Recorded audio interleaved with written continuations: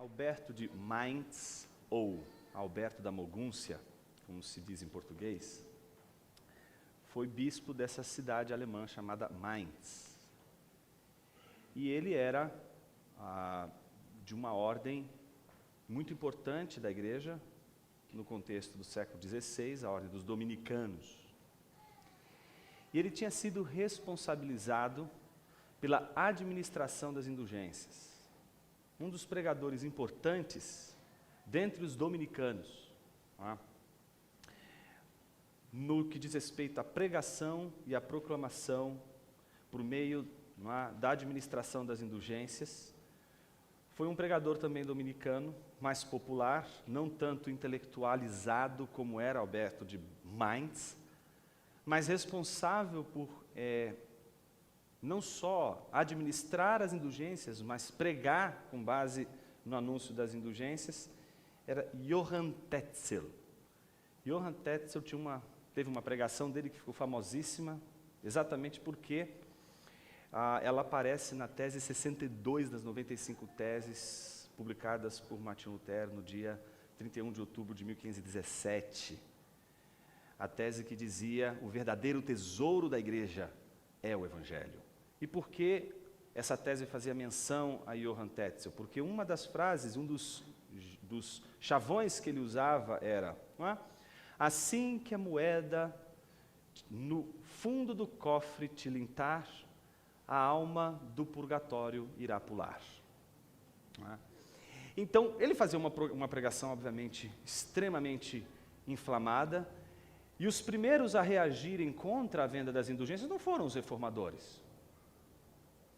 Por exemplo, você pega Geoffrey Chaucer, por exemplo, os Contos da Cantuária, por conta até mesmo de ser uma obra literária, a crítica da venda das indulgências já está lá, por um literato, alguém da literatura já criticando o contexto da venda das indulgências e descrevendo o papel de um pregador das indulgências muito, mas muito tempo antes do surgimento de Johann Tetzel. Mas acontece que em 1517, isso no início de 1517, Lutero estava administrando, como sacerdote que era a igreja de Santa Maria. E como pastor daquela igreja, ele estava sob a proteção de um príncipe eleitor importante da época, Frederico o Sábio. Este eleitor do Sacro Império Germano,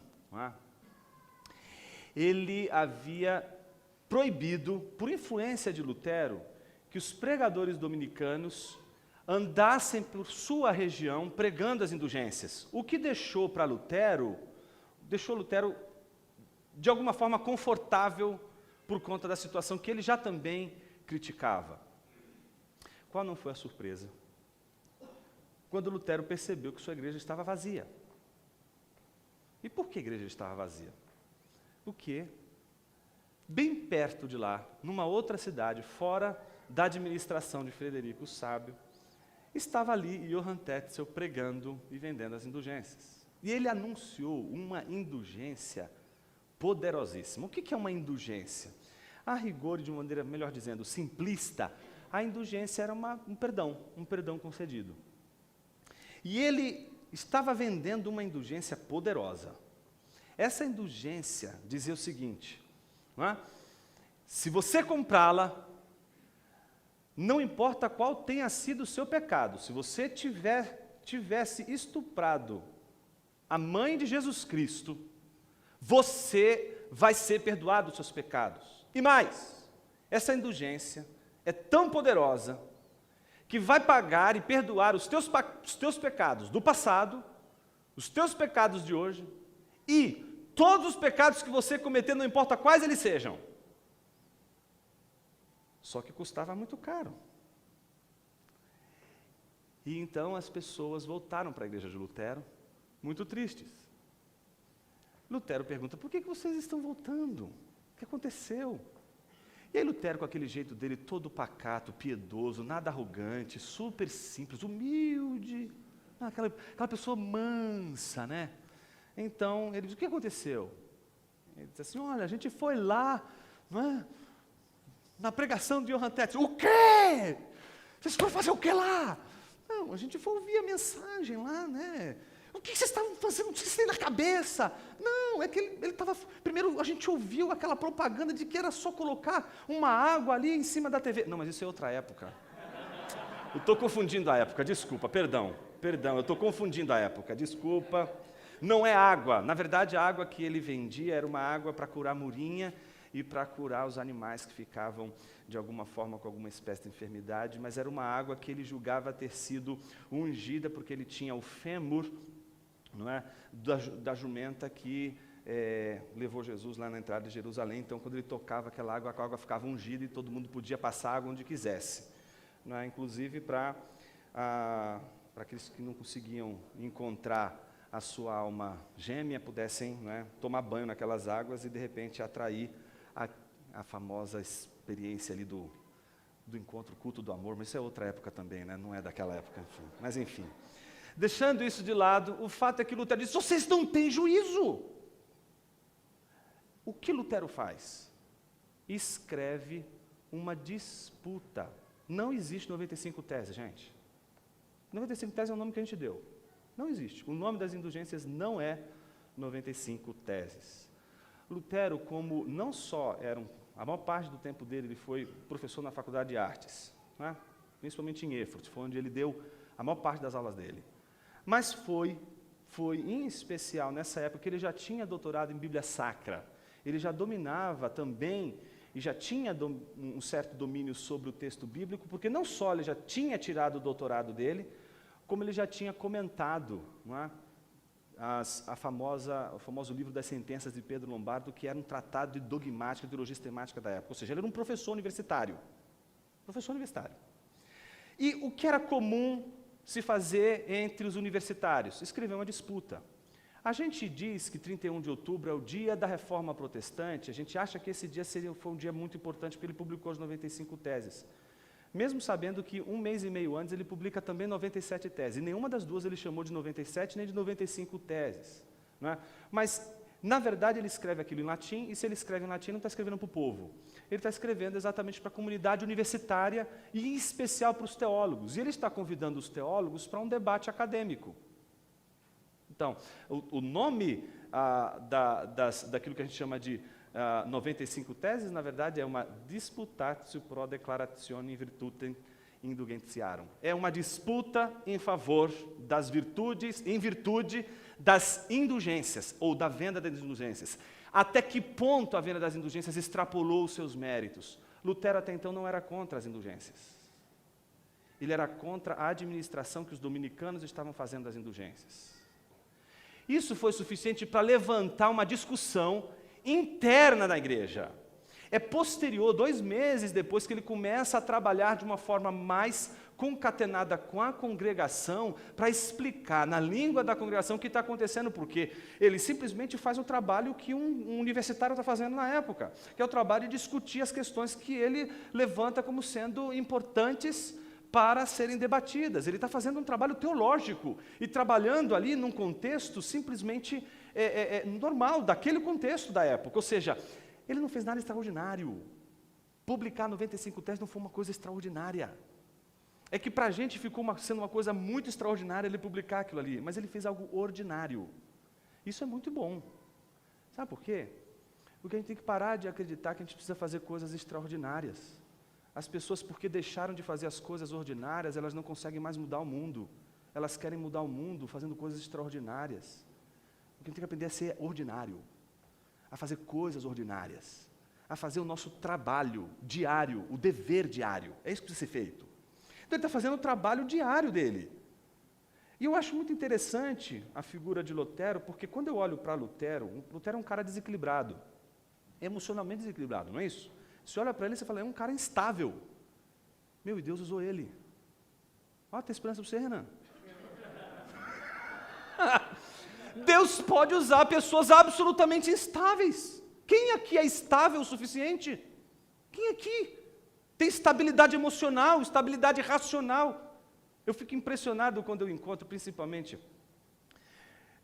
pessoas que julgam saber e conhecer como o saber e a inteligência ela é algo que facilmente inebria a mente das pessoas e coloca elas num patamar superior, mas ao mesmo tempo, não é, de uma maneira assim, tentadora, que é a da arrogância. A da arrogância. A arrogância é uma coisa difícil de lidar, porque não tem como a gente lidar com ela. Não é?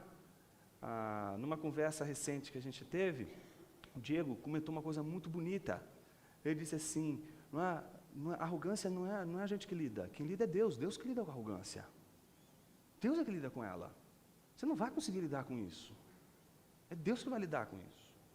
Mas o interessante é que Lutero, essa pessoa extremamente, eu diria assim, instável, foi usada por Deus. Deus usa pessoas instáveis para despertar algo importantíssimo na igreja.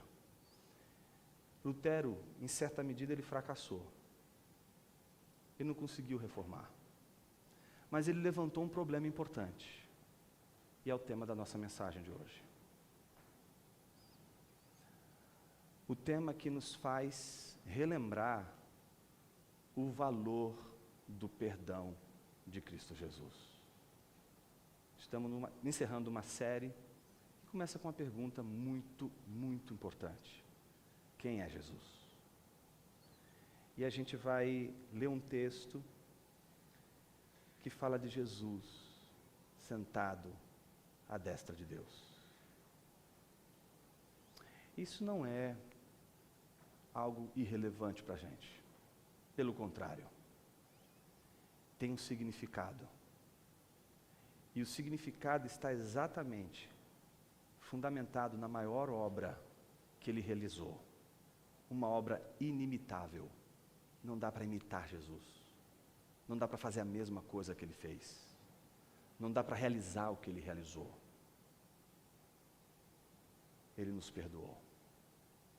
Quero falar nessa noite sobre perdão. Mas não um perdão que você compra com seu dinheiro. Não um perdão que você compra com seus talentos. Não um perdão que você compra com as suas obras. Não um perdão que você compra ou compraria com o seu trabalho, com a sua dedicação, seja na igreja, seja entre os irmãos. Não. Um perdão que nos foi dado porque Jesus morreu na cruz. Quais as implicações disso? O que isso traz para a nossa vida? Vamos ler Hebreus capítulo 10. Antes da gente ler o trecho, deixa eu situar você no contexto de tudo isso. Pense você que esse trecho que a gente vai ler está numa seção do livro de Hebreus dedicada a anunciar a superioridade do ministério de Jesus Cristo, portanto, a superioridade da nova aliança em relação à antiga aliança. Então, quando você olha o capítulo 9, que é o que abre essa sessão, e você analisa do versículo 1 ao versículo 2, o autor do livro de Hebreus, ele quer mostrar a ineficácia da antiga aliança, em contraste com a eficácia da nova aliança em Cristo Jesus. O primeiro passo é esse, ele vai mostrar a eficácia da aliança, da nova aliança, por causa da obra de Jesus, em relação à ineficácia da antiga aliança, por causa da obra fundamental da antiga aliança, que está centrada na figura do templo. O templo, ou melhor dizendo, o tabernáculo. O tabernáculo, ele é ineficaz em relação, principalmente, à eficácia do tabernáculo de Deus, que no caso desse texto que a gente está lendo, é Jesus Cristo. Num segundo momento, que é do versículo 13 ao versículo 28, o autor do livro de Hebreus lança a mão de um outro elemento constitutivo dessa superioridade, que é o sangue. Ele vai dizer que há uma necessidade do sangue, do derramamento de sangue na antiga aliança. No entanto, na nova aliança, essa necessidade de sangue é redimida. Não é o sangue que é redimido, é a necessidade de sangue que é redimida. Se a antiga aliança quer ratificar a necessidade, diz, vamos sacrificar sim, porque é necessário o sangue sempre, ou seja, vamos ratificar a necessidade do sangue. A superioridade da obra de Cristo Jesus na nova aliança é redimir essa necessidade de dizer, não é mais necessário. Não é mais necessário.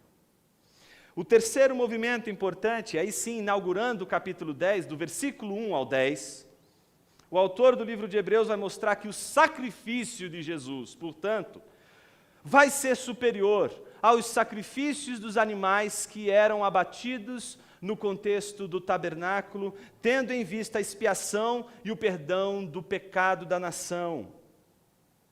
Então, o que a gente vai notar é que se por um lado o sangue é ratificado pela antiga aliança e redimido, não é, pela nova aliança, o sacrifício dos animais que serviam para recordar o pecado, recordar que o homem é pecador, recordar que o homem está debaixo do juízo e da culpa do pecado, o sacrifício de Jesus deveria ser justamente para nos lembrar o perdão real e definitivo de Deus dos nossos pecados. Então é sobre esse contexto de relembrar a superioridade da obra de Jesus que o autor do livro de Hebreus vai dizer o que ele vai dizer exatamente agora. Versículo de número 10 em diante. É nessa vontade que somos santificados pela oferta do corpo de Jesus Cristo feita de uma vez por todas. Todo sacerdote se apresenta dia após dia, servindo e oferecendo muitas vezes os mesmos sacrifícios que jamais conseguem apagar pecados. Mas este, tendo oferecido um único sacrifício pelos pecados, assentou-se para sempre à direita de Deus, esperando daí por diante que os seus inimigos sejam colocados por estrado de seus pés, pois com uma só oferta aperfeiçoou para sempre os que estão sendo santificados, e o Espírito Santo também nos dá testemunho a esse respeito, porque depois de ter dito, esta é a aliança que farei com eles depois naqueles dias, diz o Senhor. Porei as minhas leis em seu coração e as escreverei em sua mente, acrescentando, e não me lembrarei mais de seus pecados e de suas maldades. Eu vou repetir. E não me lembrarei mais de seus pecados e de suas maldades. Pela terceira vez. E não me lembrarei mais de seus pecados e de suas maldades. Onde há perdão para essas coisas, não há mais oferta pelo pecado.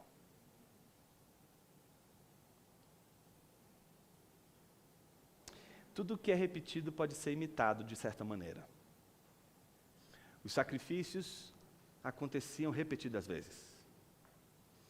E eles poderiam ser reproduzidos. Tanto é assim que um sacerdote transmite para o sacerdote seguinte todos os processos, os detalhes do ritual sacrificial. E isso pode ser transmitido de geração a geração, ao ponto de isso ser uma espécie de modelo que você replica, aplica e repete, você pode refazer. O sacrifício feito pelos sacerdotes, qualquer um de nós poderia reproduzir. Qualquer um de nós poderia repetir o rito. Portanto, os sacrifícios feitos no contexto do tabernáculo, e obviamente levando em consideração o contexto, aí sim, de Jesus e dos seus discípulos, também no templo, era exatamente o modelo da repetição. Mas não da repetição que visa algo positivo, mas da repetição que gera, de certa maneira, uma frustração. Que frustração é essa? A ineficácia. Alguém aqui já teve a experiência de tentar limpar uma sujeira e de repente ela aparece de volta? Ou tentar tirar alguma coisa ruim e ela está ali de volta, você consegue melhorar um pouquinho, mas ela está ali de volta e ela volta de novo. Então, essa é a tentativa de você fazer várias vezes a mesma coisa, fazer o mesmo processo, repetir as mesmas coisas, fazer os mesmos procedimentos, mas enfim, no final das contas, você chega à conclusão de que não é eficiente, não é suficiente, ainda está lá. o problema ainda está aqui, a situação ainda está aqui, não teve como, não mudou, continuou da mesma forma, não teve transformação, foi feito 1, 2, 3, 4 vezes e continua da mesma forma. O contraste que o autor de Hebreus quer mostrar da obra dos sacerdotes do tabernáculo e da obra de Jesus Cristo na nova aliança é muito clara. Veja o que diz o versículo 11: todo sacerdote apresenta dia após dia, servindo e oferecendo muitas vezes os mesmos sacrifícios. Ele está trabalhando na dinâmica da repetição, e da repetição de um processo. No entanto, veja a maneira como ele vai construir a frase, que jamais conseguem apagar pecados, jamais conseguem apagar pecados, ou remover pecados. O verbo aqui no grego, ele é importante, porque o verbo aqui está no auristo. O que significa que o verbo está no auristo? O que isso quer dizer, Jonas? Que acabou, que já está feito, já está dado. Não é uma coisa que você poderia modificar, já é realizado. Então o que ele está dizendo é que jamais conseguem apagar o pecado no sentido de definitivamente, de ser definitivo. Eles não conseguem oferecer um movimento com esse processo de repetição que coloque um ponto final, que diga, acabou o processo, eu não aguento mais, chega, não tem esse ponto final. Porque esse ponto final quem dá é Cristo. Versículo 12, mas este, ou seja, Jesus Cristo, tendo oferecido quantos sacrifícios? Quantos? Um sacrifício. Ele só fez um sacrifício. E sabe o que isso significa? Que ninguém pode reproduzir o seu sacrifício. Primeira coisa, não dá para imitar Jesus no seu sacrifício. Você jamais vai conseguir fazer o que Jesus fez. Nem para salvar os outros, muito menos para salvar você mesmo. O que Jesus fez é impossível de ser reproduzido. Não dá para reproduzir. Segunda coisa importante, nem o próprio Jesus Cristo vai reproduzi-lo. O Cristo não tem necessidade de reproduzir o mesmo e único ato. E a pergunta é por quê? Porque o ato de Jesus foi suficiente. Porque o ato de Jesus removeu a mancha. Porque o ato de Jesus cobriu a multidão de pecados. Porque o ato de Jesus é o verdadeiro e não a sombra. Uma das coisas que chama a atenção quando a gente lê o capítulo 10, principalmente o versículo 1, e se você voltar um pouquinho aí os seus olhos, você vai ver isso, ele diz o seguinte, ora, sendo a lei sombra dos bens futuros, e não a imagem exata das coisas boas, todos os sacrifícios repetidos, todos os atos dos sacerdotes, não passam de uma sombra. Sabe aquela sombra de alguém que está chegando, que é só o anúncio, que é só o aviso, mas não é o real, é só a sombra. O real está por vir, e esse real veio, esse real é Cristo. Cristo é o sacrifício real, último, derradeiro, suficiente, eficaz, e que põe fim na mancha do pecado humano. Seria isso uma boa notícia? Parece que sim. E aí você deve estar naturalmente perguntando, Jonas, por que é tão importante isso? Por que eu preciso saber disso? Primeiro, pelo fato de que é possível você saber isso e continuar sacrificando. E continuar segundo o sistema anterior, na dinâmica da repetição, na dinâmica da tentativa de resolver os problemas que envolvem a culpa em torno do pecado, usando meios que já foram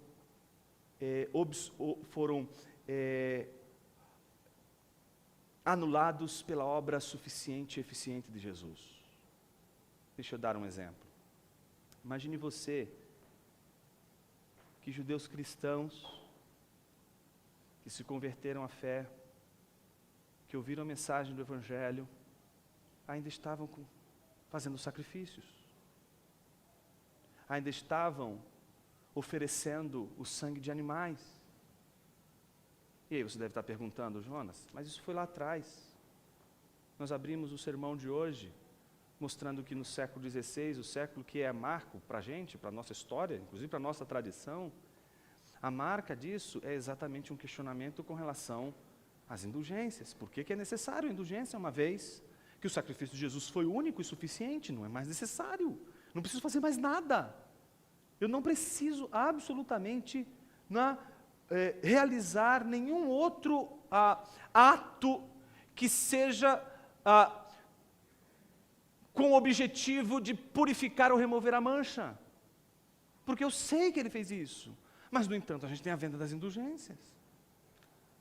Mas não só isso, a gente olha a história das indulgências e a gente liga a televisão hoje e passa os canais, de repente você vê lá o vendedor de indulgências, só que agora ele usa um chapéu. Está lá, vendendo. E você diz assim, mas como assim? Por que isso é possível? Sabe por que isso é possível? Porque a gente não viu Jesus ainda. Você sabe que o último momento de Jesus com os discípulos e com os homens, não é? Foi aquele momento em que Jesus se despede deles, não é? E dá uma mensagem a eles, não é? Orientações para que eles fiquem em Jerusalém. Ele está em Betânia junto com todos eles e de repente ele é assunto aos céus. De repente, quando ele sobe aos céus, as nuvens o encobrem, ninguém mais vê Jesus. 2 varões, não é? Os anjos aparecem e dizem o quê? Do mesmo modo como vocês viram subir, ele um dia também voltará, ele descerá. Então, desde então, eles não veem mais Jesus. Esse registro não só está em Lucas 24, mas também está em Atos capítulo 1, versículo 14 em diante. Mas em Atos capítulo 7, versículo 54, acontece algo extraordinário. O primeiro diácono da igreja, um dos primeiros diáconos da igreja, e o primeiro mártir da igreja, chamado Estevão, ele fez uma pregação incrível. A pregação dele foi exatamente dizendo, não é necessário mais voltarmos aos sacrifícios, porque Cristo realizou a obra perfeita, ponto. Versículo 54 de Atos 7 diz que eles rangeram os dentes, ficaram com ódio dele, e enquanto eles rangiam os dentes, com raiva de Estevão, a Bíblia diz que o céu se abriu, mas só se abriu para Estevão. E a Bíblia diz que Estevão viu Jesus na sua glória. E Jesus estava como? Assentado à destra de Deus Pai. O interessante é que ele não se contenta em apenas ver. E ele fala, ele falou, eis que os céus estão abertos, e o Filho de Deus está sentado à destra de Deus Pai. Pronto, os homens não aguentaram, e começaram a apedrejar ele. E sabe o que é maravilhoso nesse texto, apesar de ser trágico? É de que Estevão não recua. Estevão não volta com a palavra atrás. E aí você me pergunta assim, mas Jonas, por quê? Imagine você que ele está vendo Jesus, mas ele não está vendo Jesus numa posição assim, eu diria assim, secundária. Ele está sentado à destra de Deus Pai. Isso a gente professa no credo, quando a gente lê aqui o credo no culto. A gente lê isso nas Escrituras, a gente acabou de ler isso em Hebreus. A gente lê isso em Atos capítulo 7, versículos 54 e 55, que vai dizer que ele viu Jesus sentado à destra de Deus Pai. E isso não pode passar em branco. A gente não pode olhar isso e não parar tudo o que a gente está fazendo para dizer o que isso significa. Significa, em primeiro lugar, que Jesus assumiu a sua posição de governo, assumiu a sua posição de rei, assumiu a sua posição de governante sobre todas as esferas. Isso significa que Estevão está olhando para Jesus, o rei governante, na sua glorificação, no seu estado glorificado. Isso tem que escandalizar você. E aí você me diz, por que, Jonas? Porque no fundo você deveria dizer, Jesus, me tira dessa. Porque você tem o poder. Você está sentado à destra de Deus Pai. Salva a mim mesmo. Me salva. Mas não. Estevão, ele está ciente de que Jesus está à destra de Deus Pai. E se Jesus está permitindo ele passar pelo que ele está passando, é porque está debaixo da soberania deste rei, o controle de todas as situações, inclusive do martírio dele. Ele está confiando que o martírio dele é para a glória de Cristo. Ele sabe, e como é confortador para ele, saber que ele está morrendo, olhando Jesus governando, e saber que ele, portanto, não está morrendo à toa e em vão. Você sabe, você vê, você crê que Jesus é soberano sobre todas as coisas? Como isso é importante, meus irmãos. Isso é importante porque isso significa que você sabe que Ele controla todas as situações. E a grande pergunta que a gente faz é: o que isso tem a ver com Hebreus? O versículo de número 12 diz: mas este, tendo oferecido um único sacrifício pelos pecados, assentou-se para sempre à direita de Deus. Jesus nunca foi e nunca será um mero rei político. Ele é rei político e sacerdote. Ele é político no sentido de governar tudo o que existe neste mundo, e nada do que existe nesse mundo está fora ou fora do seu poder, do seu domínio. Mas ao mesmo tempo, o reino de Jesus não diz respeito apenas à autoridade política, mas diz respeito também ao nosso pecado. Às vezes a gente quer que Jesus resolva todos os problemas mais importantes da nossa vida, porque Ele é rei. Ele pode curar, Ele pode salvar, Ele pode libertar, Ele pode fazer qualquer coisa. Mas por que não conseguimos contemplar o perdão de Jesus como a coisa mais valiosa dessa vida?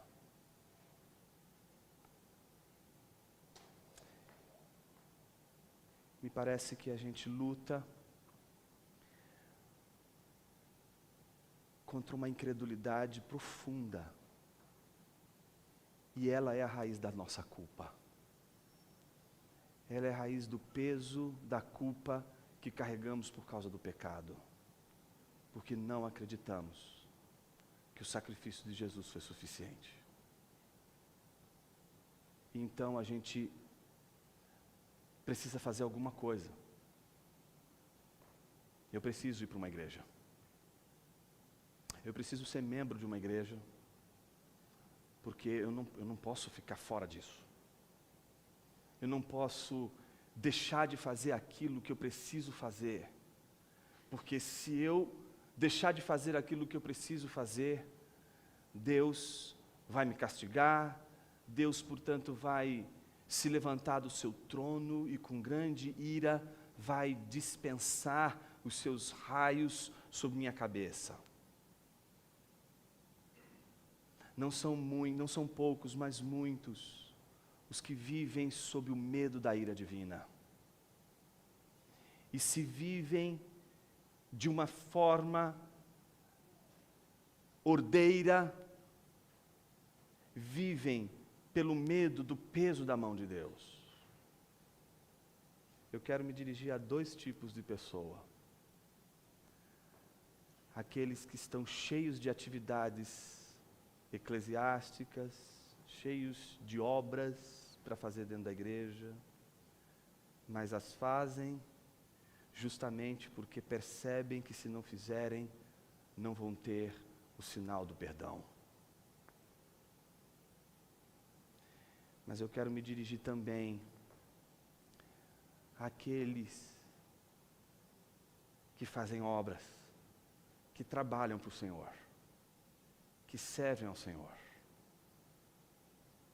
mas não ligaram absolutamente esse serviço ao peso do pecado, ao peso da culpa e uma busca por um sinal da aprovação de Deus.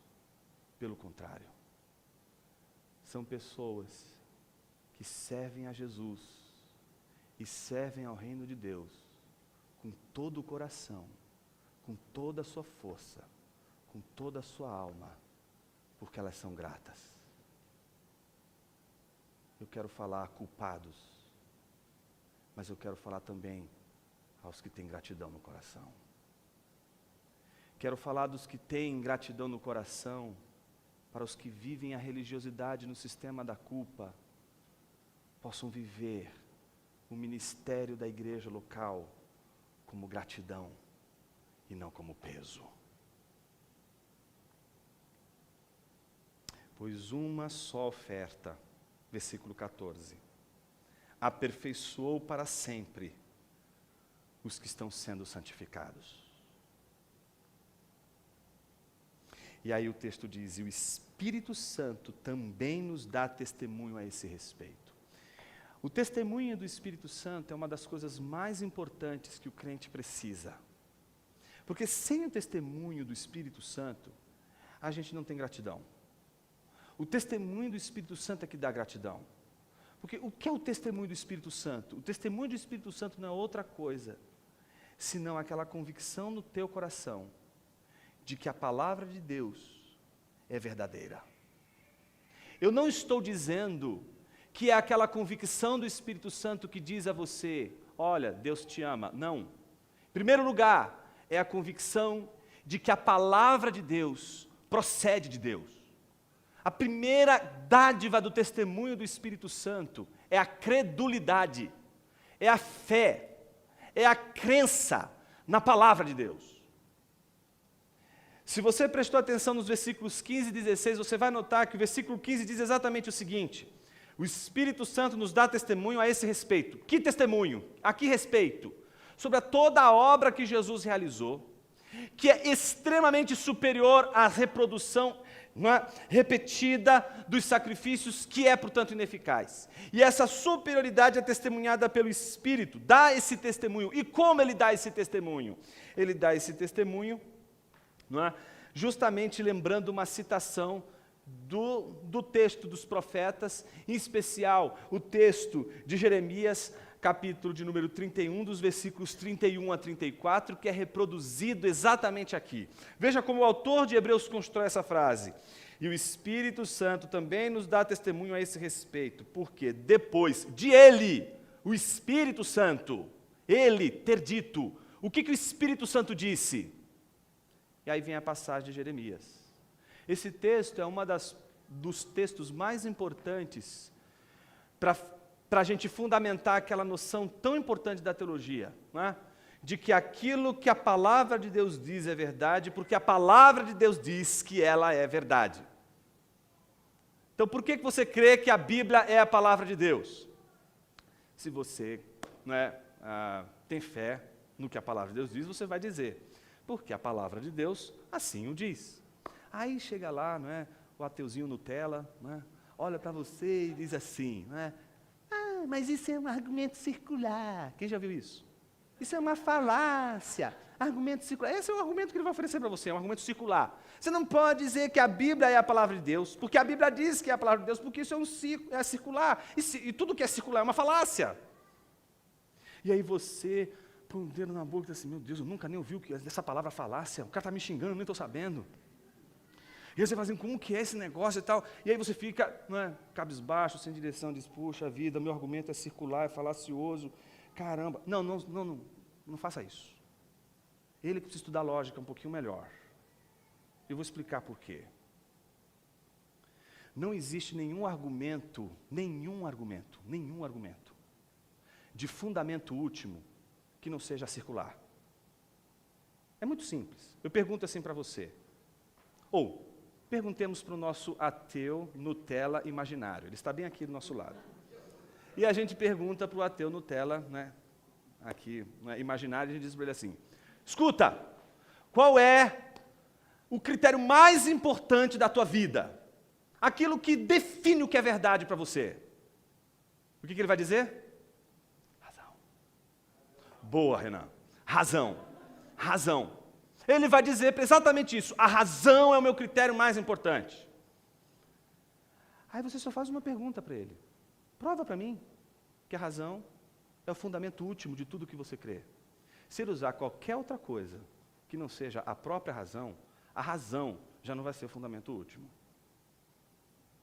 Todas as vezes que você diz, isto é o meu fundamento último, Se isto não fundamentar ele mesmo, já está tudo destruído, já não faz mais sentido. Então, se a Bíblia é o teu fundamento último, não tem como você fugir do argumento circular. Assim como também aquele que diz, se a razão é o meu fundamento último, ele não vai conseguir fugir do argumento circular. Nesse sentido, todos os argumentos, somente os argumentos de fundamento último, eles sempre serão circulares. Então você não tem nenhum problema, você não perdeu o neurônio, você não é um ser, né, inferior, porque você acredita que a Bíblia é a palavra de Deus, porque a Bíblia assim o diz. Pelo contrário, você tem aval lógico para isso. Você não é um demente, porque você acredita que a Bíblia é a palavra de Deus, porque a Bíblia está dizendo isso. Isso ainda fica mais importante para a gente quando a gente sabe que o testemunho que a Bíblia está dando dela mesma é de que o Espírito Santo está dizendo o que Jeremias disse. Então, quando a gente lê a Bíblia, o que a gente tem que ter em mente? Que é Deus falando com a gente. Por isso, pode aparecer o profeta mais carismático desse mundo para falar em nome de Deus para você. Bote ele para correr. Nada nessa vida é mais importante, mais autoritativo para a sua vida do que a palavra de Deus. Ninguém está acima da palavra de Deus. Ninguém. Veja você que um dia um profeta jovem recebeu uma incumbência de Deus. E qual foi a incumbência que Deus deu a ele? Você vai profetizar contra o altar do rei e você vai por um caminho, sem comer nem beber, nada. Depois de você profetizar contra o altar do rei, você volta por outro caminho, sem comer, sem beber nada. Você entendeu o que eu falei? Repete. Ele faz igualzinho que Deus mandou fazer. Vai por um caminho, sem comer, sem beber nada, profetiza contra o altar do rei.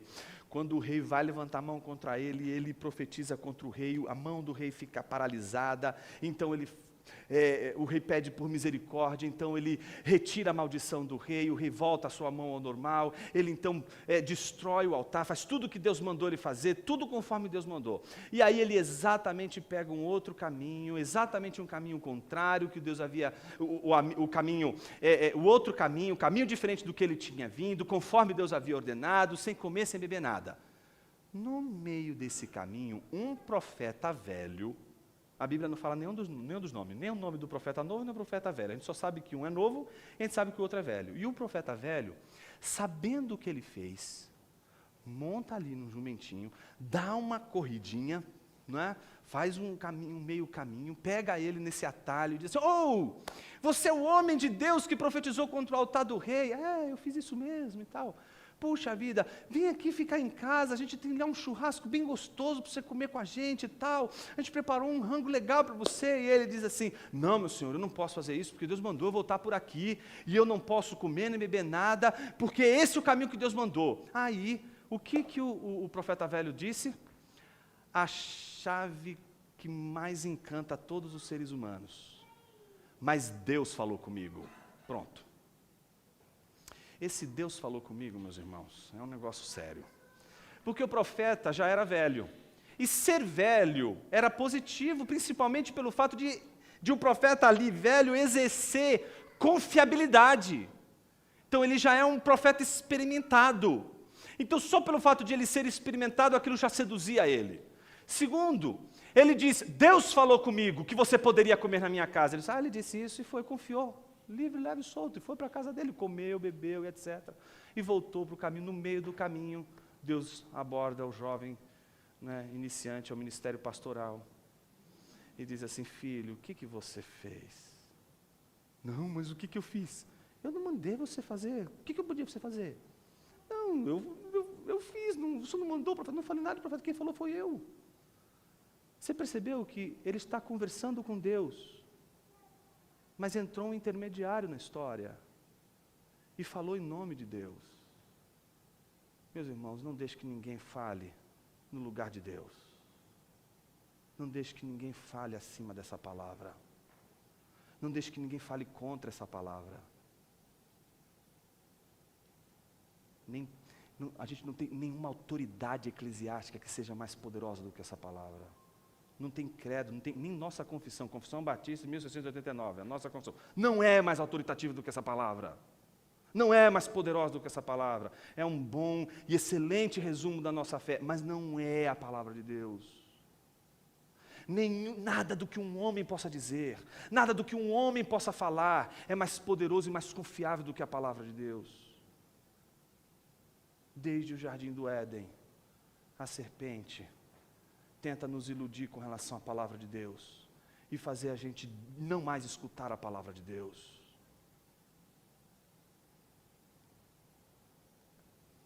Quando perguntaram para Lutero, como que ele estava vendo tudo aquilo e qual era o segredo de ele estar fazendo tudo aquilo, ele disse: não tem segredo nenhum. Enquanto ele, aí é a parte mais assim, eu diria assim, alemã de Lutero, né? Então, enquanto eu tomava minha cervejinha lá em Wittenberg com os meus amigos e traduzia as escrituras e a palavra de Deus crescia, não é? A palavra de Deus fez tudo o resto, fez tudo o que precisava ser feito. Eu não fiz nada, a palavra fez tudo. Isso é muito significativo, meus irmãos. A palavra tem que crescer essa igreja, a palavra tem que edificar você, a palavra tem que edificar o seu casamento, a palavra tem que edificar a tua vida, a palavra tem que modificar o teu pensamento, a palavra tem que mudar a natureza das coisas na tua vida. Mas para isso acontecer, é preciso crer que a palavra é autoritativa, é preciso crer na palavra de Deus, é preciso confiar que aquilo que a palavra diz é verdadeiro. E o que a palavra diz para a gente?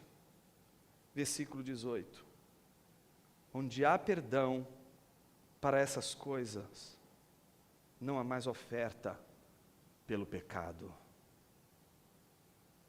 Se a palavra de Deus está dizendo que não adianta nada você trabalhar para o Senhor, não é? E fazer disso um sinal da aceitação de Deus, isso não adianta, é sinal de que você não confia na palavra de Deus. Porque o que a palavra de Deus está dizendo? A palavra está dizendo que o que Jesus fez na cruz foi suficiente. Isso é muito arriscado o que eu estou dizendo aqui. Por quê? Exatamente agora você pode dizer o seguinte: não preciso fazer mais nada na igreja. Não preciso mais servir. Não preciso mais fazer bondade nenhuma. Aliás, esse é um dos tópicos mais importantes, porque uma vez que Ele perdoou os nossos pecados, uma vez que Ele morreu na cruz e nos purificou, não tem mais culpa nenhuma, porque Ele nos perdoou, Ele fez a obra, não precisamos mais comprar, seja indulgência, ou fazer absolutamente qualquer coisa para receber o perdão de Deus, porque Ele nos deu o perdão. Jesus nos perdoou através do sacrifício dEle na cruz do Calvário. Isso então nos livra de fazermos as obras, pelo menos, para expiar os nossos pecados. E é verdade. Você não precisa fazer nada, você não precisa ser membro de igreja, você não precisa absolutamente nada. Para o perdão dos seus pecados, você não precisa fazer nada. Jesus fez tudo. Mas é isso que vai revelar muita coisa sobre você. Nossa, não preciso fazer mais nada. Puxa vida, você ainda não foi perdoado. Porque alguém que é perdoado vai dizer o seguinte: Senhor, o que eu faço é muito pouco para expressar minha gratidão pelo que o Senhor fez. Com isso que eu estou querendo dizer hoje. Não interessa o serviço que não tenha uma intenção de agradecer a Deus. Tudo que a gente faz aqui, se não for para celebrar Ele, se não for para agradecer pelo que Ele fez, não serve para nada. Não vai lidar com nossa pecaminosidade, não vai lidar com a nossa natureza ruim, porque a única coisa que revela a obra de Deus na nossa vida é a gratidão. Como é infeliz uma pessoa ingrata, porque a ingratidão revela a não descoberta do maior tesouro da igreja, que é o perdão de Deus, o perdão que Ele já deu, que não há nada que você possa fazer, porque Ele já fez, simplesmente Ele já fez o que tinha que ser feito. Então, se antes a gente tinha uma cabeça pensando que eu preciso fazer alguma coisa para que Deus me aceite, do tipo, sabe aquela situação em que você já fez todo o serviço, né? E aí está lá o seu superior, E aí você falou assim, puxa vida, eu não posso ficar aqui sem fazer nada, então eu tenho que mostrar que eu estou fazendo alguma coisa. E aí você, né, mostra que você está fazendo alguma coisa, mas você mostra que você está fazendo alguma coisa, né, só para o teu superior ver. Você não precisa fazer isso para Deus. Não precisa fazer isso para Deus.